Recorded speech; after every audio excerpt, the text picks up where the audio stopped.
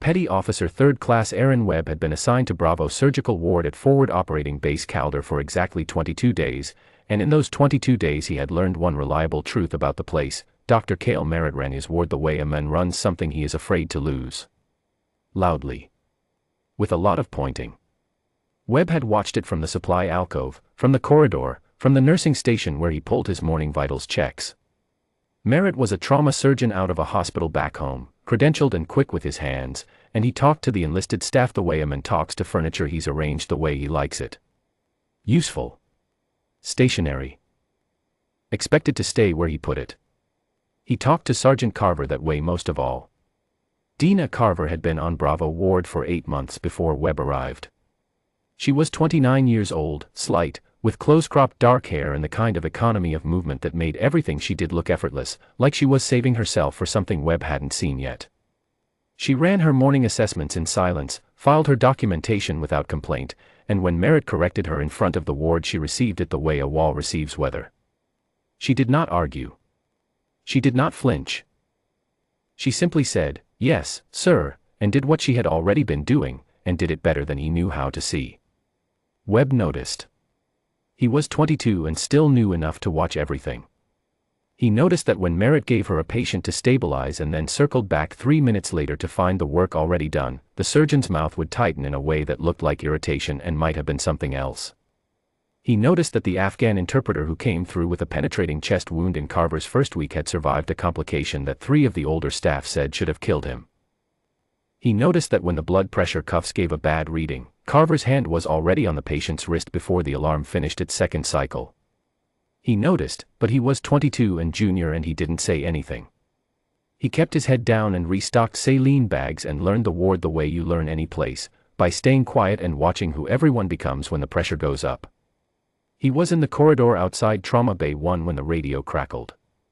2100 hours, 3 days into the sandstorm that had shut down the flight line for 48 hours and turned the base into a red-orange dim. He heard the incoming call in pieces: extraction element, 9 personnel, multiple casualties, compound collapse, ground convoy inbound 12 minutes, and then Master Sergeant Holt came through the door with the expression on his face that Webb had been told about but never seen, the one that meant all of this was about to become very real. Merritt heard it and came out of his office with his coat half on. He had 3 residents with him, 2 nurses, and a tech. He stood in the center of the bay and organized the space the way he did everything, quickly, with authority, with the slightly elevated voice of a man who believed that volume and competence were the same thing. "Carver," he said without looking at her, "I want you on the supply cart. Keep the bay clear. Stay out of the way unless I ask." She said, "Yes, sir," and moved to the cart. Webb watched her hand settle on the edge of the cart. Still. Waiting. The same way they always waited. The convoy came in 9 minutes, not 12. The double doors blew open and the night outside was the color of rust and the first litter came through with a man whose tourniquet had been applied above the knee and was holding, just barely, and behind it came 2 more and then 4 more and then the bay was loud and compressed and Webb felt the particular vertigo of a scene that has exceeded the space built to contain it. Merritt moved fast. Webb would give him that. The man was genuinely skilled and he moved toward the most critical patient with the trained urgency of someone who had done this before, and for the first 90 seconds it was organized, controlled, correct. Then 2 things happened at once. The second most critical patient coded, a chest wound that had been masked by shock and was now announcing itself, and the third litter, the men with the head and neck trauma, began aspirating, and Merritt's team was already committed 3 deep on the primary patient, and one of the residents made a sound that was not a word and was not helpful. And Carver was already moving.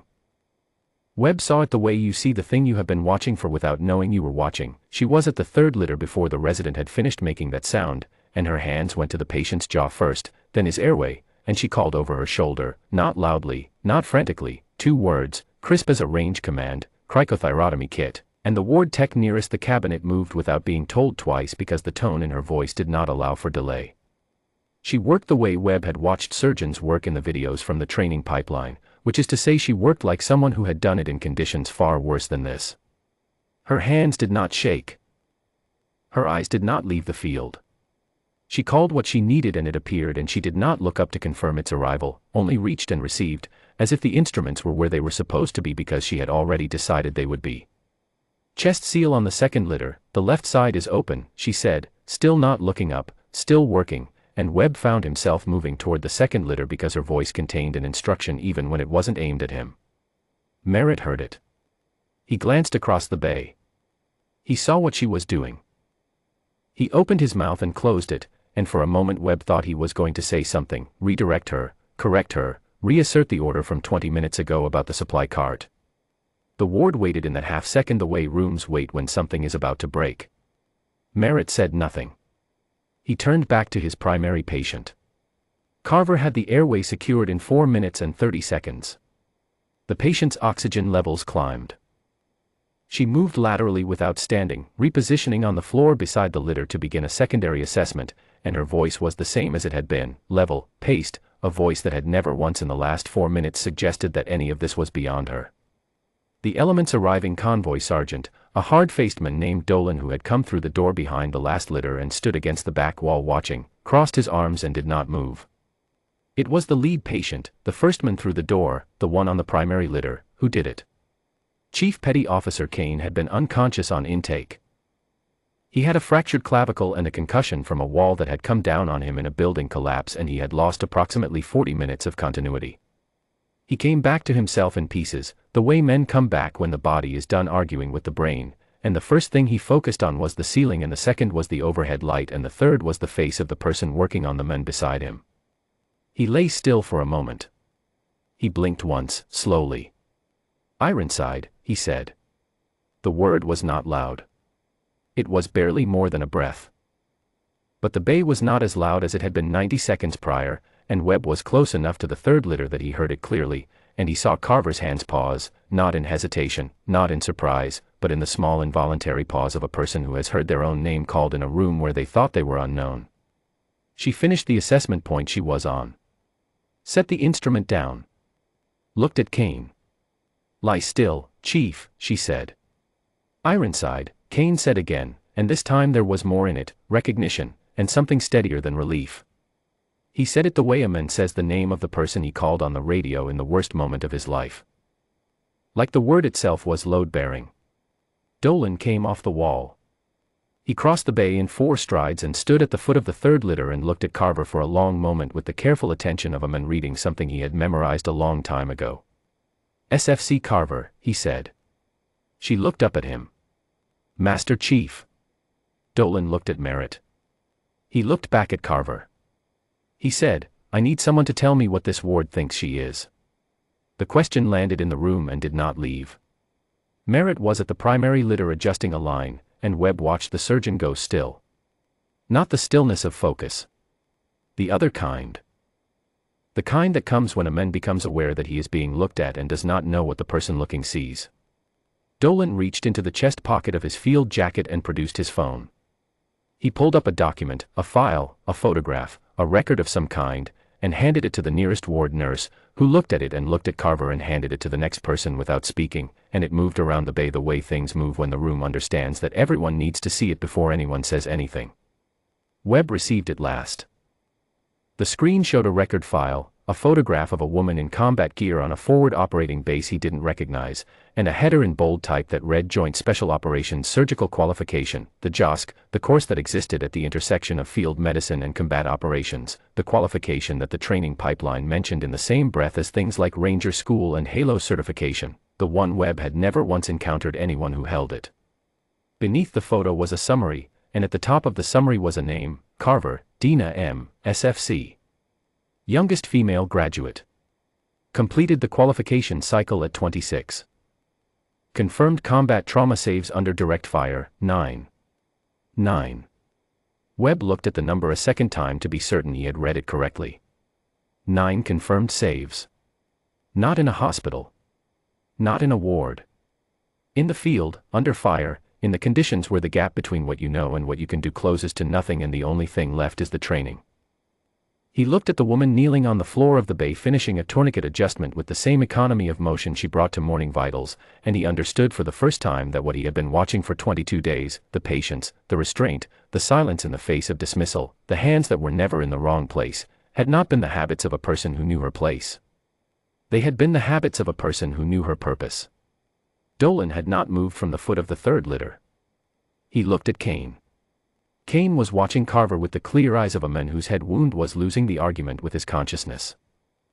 He raised his right fist, slowly, against the weight of the foreline and the fractured clavicle, and held it up. A salute he couldn't fully render made into the closest thing his body could offer.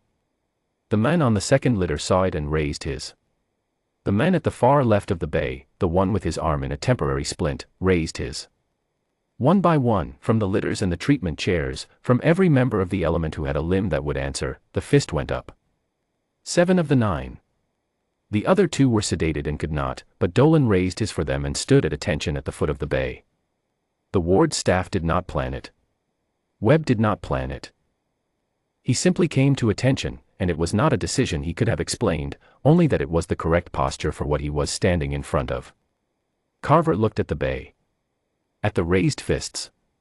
At Dolan standing at attention with the same posture he would have used for a flag or a casket.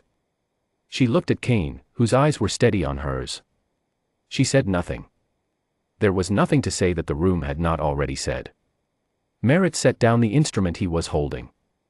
He stepped back from the primary litter, 1 step, no more, and he did not speak either, and Webb did not look at his face, because the important things in that moment were not on Merritt's face. The important things were the 7 fists held in the air by men who were in pain and held them anyway, and the call sign that Kane had carried with him out of a collapsed building through a 45-minute ground convoy and into a ward where no one was supposed to know it. Ironside. Webb thought about those 22 days. The supply cart. The "yes, sir." The hands that were never in the wrong place. The wall that received weather and did not move. He thought about 9 confirmed saves under direct fire and what it meant that a woman who held that record had spent 8 months restocking equipment and filing documentation without once saying what she knew or what she had done, because the work in front of her needed doing and the work in front of her was enough. He thought, standing at attention in a forward operating base surgical ward while a sandstorm turned the night the color of rust outside, that he had a great deal left to learn about what a person could carry quietly and what that carrying looked like from the outside when you were too young and too junior to know what you were seeing.